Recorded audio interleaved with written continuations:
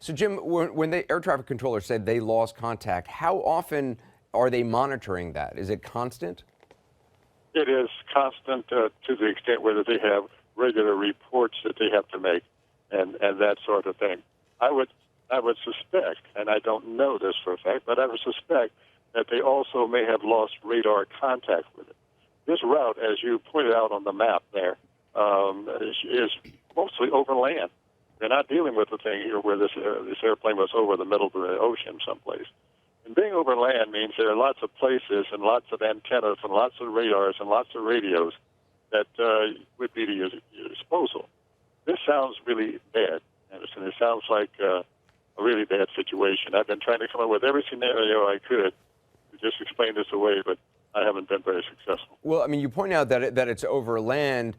This plane was 2 hours late getting to Beijing. You would think, unless I mean, obviously there are some very remote regions in that area that the plane is flying over, but there are no reports from the ground of anybody spotting this plane.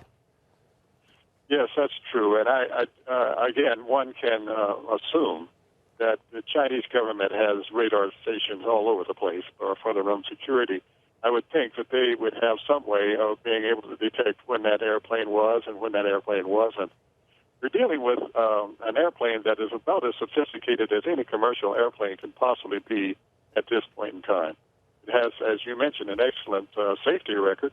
I mean, their only fatality has been the Xinhua crash in San Francisco. There's been one other 777 that had some problems, but no one was hurt in that. This is really a shock in lots of ways. This may be a dumb question, but I mean, when the airline says they're trying to find this airplane, how do they go about trying to find it? Are they just waiting for reports from the ground? I mean, how do they actually go about this? They use everything available to them. You use any reports that are coming in from people on the ground.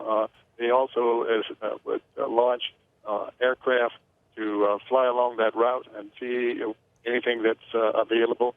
This, of course, goes over international lines, so they're going to have to coordinate with other nations to have access to their airspace and ask them to also join them in the search for any wreckage or anything like that.